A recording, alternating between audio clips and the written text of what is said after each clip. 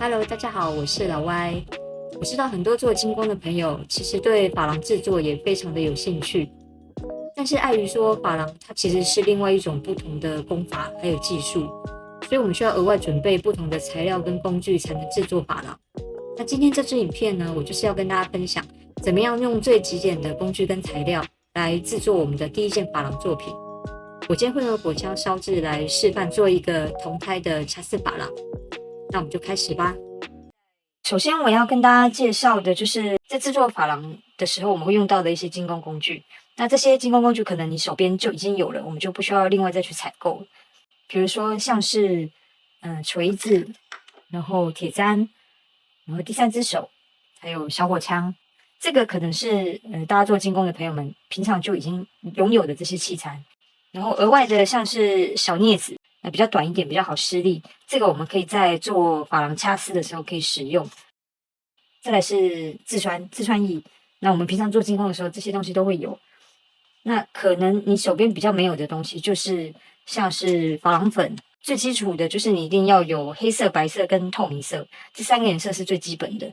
然後再來就是依照你的喜好，你可以先去買一些少量的只有幾克的這種珐琅樣本，你可以買回來試試看你喜歡什麼顏色。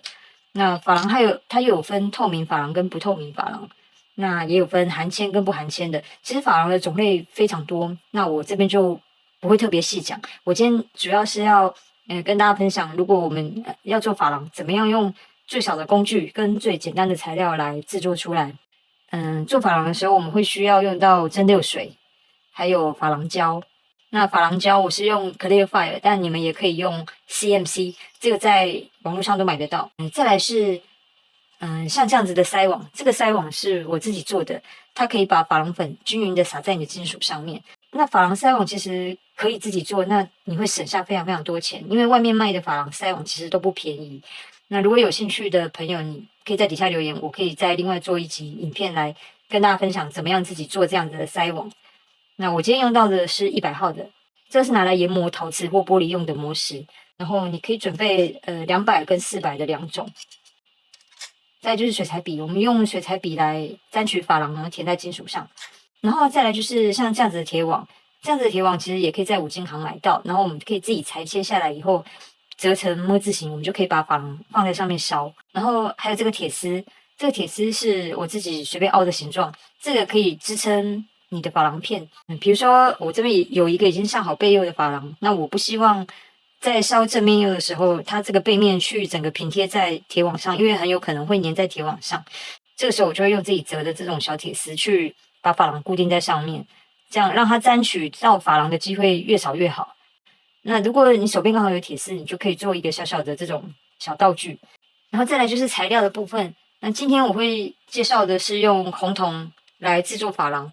其實珐琅它可以燒在不同的金屬上，像是純銀、紅銅、不鏽鋼跟純金，這幾個材質都是珐琅非常非常容易燒上去的材質。用純銀燒的好處是，因為純銀不會氧化，所以你可以省掉自酸這個部分。其實有很多珐琅的顏色燒在紅銅上面是最漂亮的，但是紅銅有一個比較麻煩的地方，就是你每燒過一次，它的周圍的氧化物你就必須要去酸洗。有的珐琅對酸又比較敏感，就是說你這個珐琅如果碰到酸，它可能會霧掉。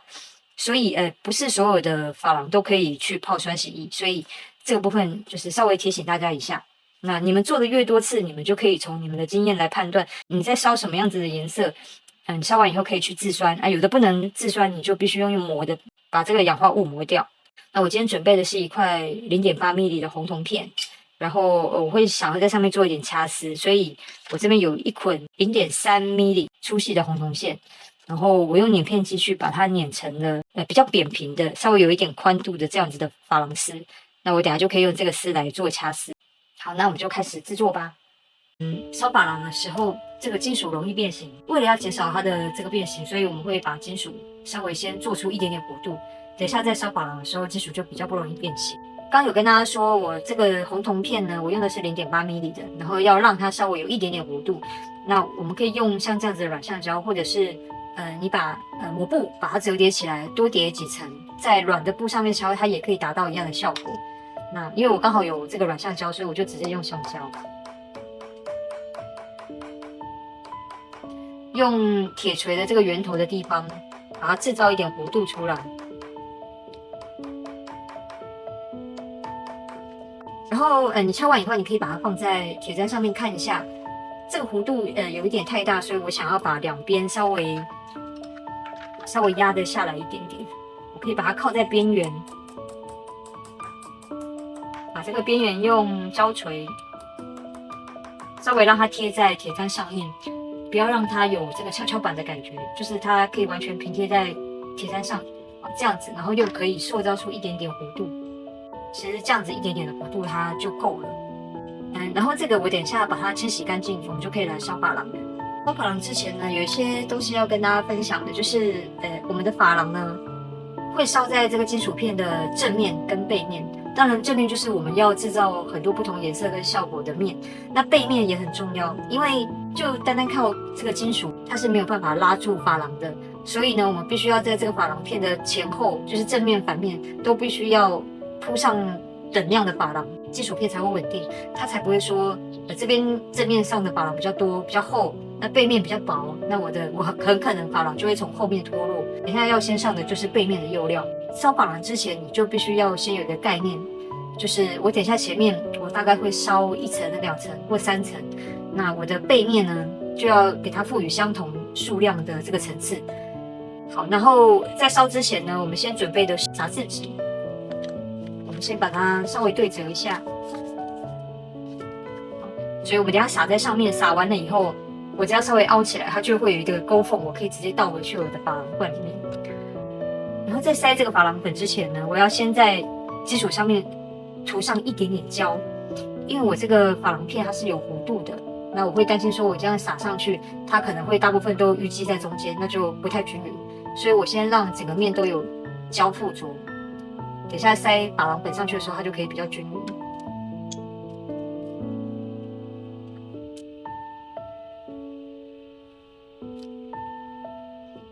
好，那這樣子就塞好1層了。那我們塞完以後，我們就可以先直接放到鐵網上面去。我們把火槍在這個珐琅片下面均勻的加熱，然後你可以看到鐵網上面有這個橘紅色的亮點，就表示你的火焰就是集中在這個區域。如果你發現你的紅色亮點跑到別的地方，就表示你加熱的位置有點歪掉。你就盡量集中均勻的加熱在珐琅片的下面。那你可以看到這個珐琅慢慢的從這個顆粒狀會變成液態，然後等到這個液態的狀態它已經變得比較均勻了，我們就可以把火停下來。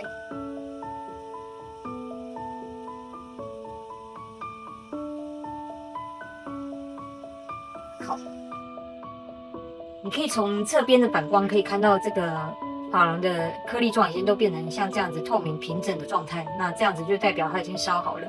所以你燒完了以後，我們可以把它移下來到旁邊的鐵砧上面，讓它可以比較快的降溫。然後降溫了以後，我們就可以拿去自酸，然後再來燒第2層的一樣，第2層的背釉。那第2層的背釉燒完以後，我們要再自酸一次，讓它整個金屬都很乾淨以後，我們就可以來上正面的釉料。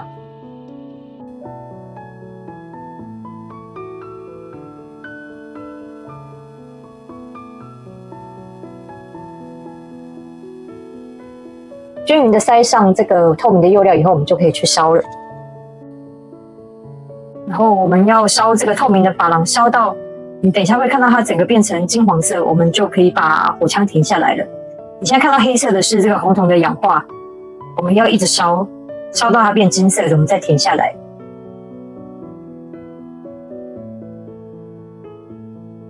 好，現在開始它已經有點呈現金色的狀態，這個時候我們就可以停下來了。好，接下來我們要來做掐絲。之前我的影片也有跟大家分享，就是怎麼樣做掐絲珐琅。如果有興趣的，也可以再去看這一期的影片。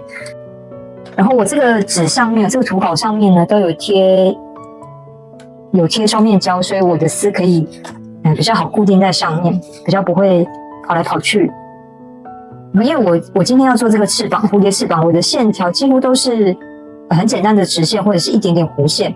那如果你要做像這樣子，這個小瓢蟲上面的這個圓圈，的話，你就可以拿圓鉗或者是拿牙籤、小圓柱，任何東西都可以。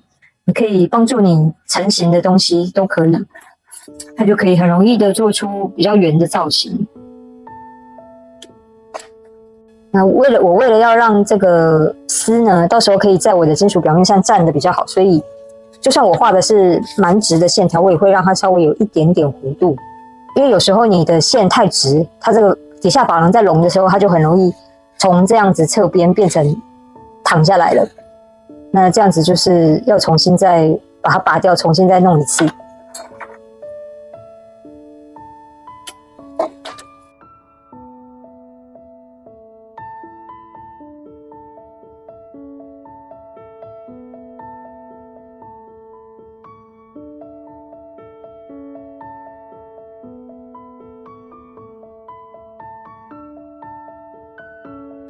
好，那我等一下要把它用到我的刚刚的這個珐琅片上面。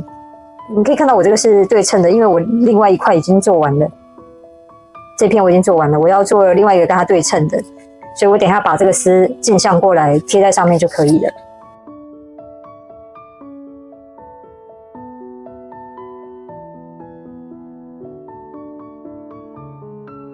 我把我這個絲呢沾一點點膠，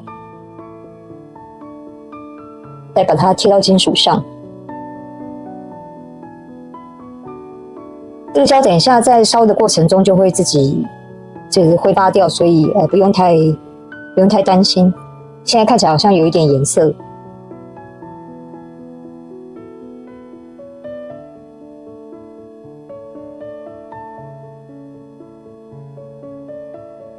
那這個凸出來的部分你先不用管它，等到我們都把它燒好，把它固定在珐琅上面以後，我們再來修剪它。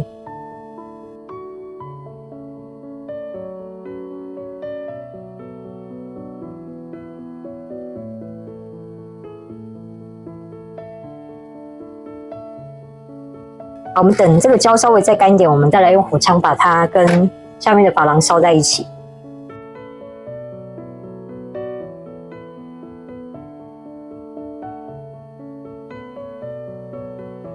好，基本上你如果要判斷這個絲有沒有沉下去，如果看不到的話，你也可以觀察一下，底下的透明釉料已經變成有點金色的胎底的話，我們就表示這個絲已經有沉下去了。可以等它稍微涼一點，我們拿起來看一下這個絲有沒有沉到珐琅裡面。好，那接着我們就可以來填我們想要的顏色了。那基本上就是你要準備一些蒸餾水，然後把它加在你的珐琅裡面。那這些珐琅都是我已經清洗過的。那我之後會再拍一個影片教大家怎麼樣清洗珐琅以及做珐琅的飾片。我今天先簡單的教大家一些上色的技巧。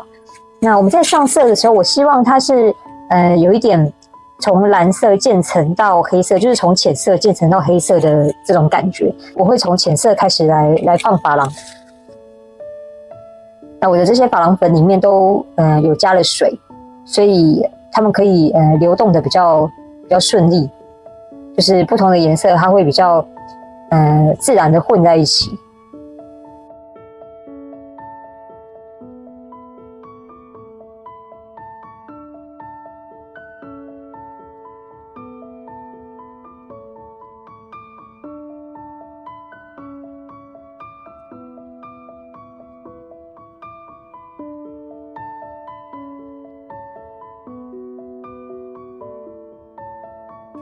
所以我們第一層呢，我們就是填一個最基本的顏色，就是你已經想好的配色，我們就先把它填上去。然後它燒完了以後，釉料會再縮一些，它的釉料會再減少一些。那我們再看情況來增加第二層或第三層。上完這個珐琅以後，都要給它一點時間，讓它完全乾燥以後，我們再去燒。好，我們先等它乾，然後這個是我的第一層。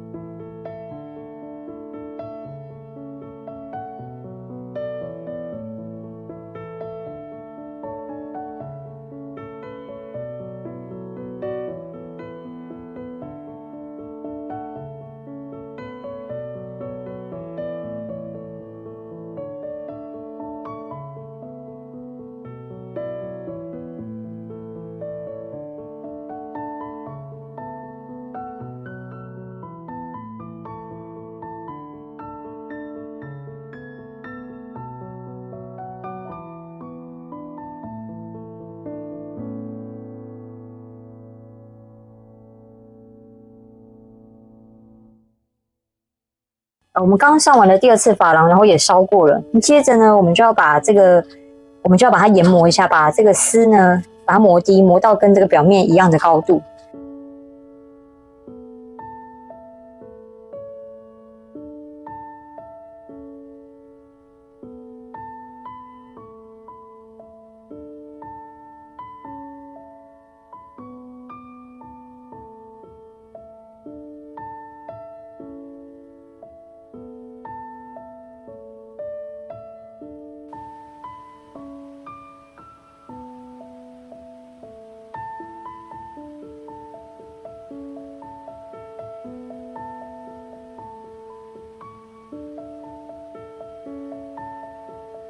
我刚把烧好的珐琅片再拿去自涮一下，把这个红铜絲把它涮洗乾淨。然後接着呢，我們可以把這個珐琅片上一點蠟。那我用的是這個微英復興蠟，它是專門用在金屬跟珐琅上面的一種保護蠟，它可以讓珐琅的顏色更突出、更漂亮，然後也可以減緩金屬氧化的時間。我每次做完珐琅片的時候，都會上一下這個微英復興蠟，當做最後的收尾。好，剛剛均勻塗上去以後，我們就把這個蠟推開，沾一點點就夠了。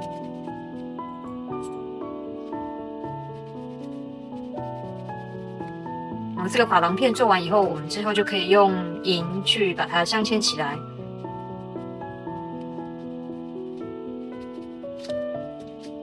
好，這樣子就完成了。這就是我今天教給大家的用火槍直燒的這個銅胎掐絲珐琅。那大家如果對這次的影片有什麼問題、有什麼疑問，都可以在底下留言告訴我，或者是你們還想要看什麼樣子的珐琅教學，都可以在底下跟我說。然後我之後也會規劃一些比較有系統的珐琅教學放在課程裡面。有興趣的朋友也可以加入我的會員，看更多不一樣的影片哦。好，這次就到這邊了，我們下次影片見吧，拜拜。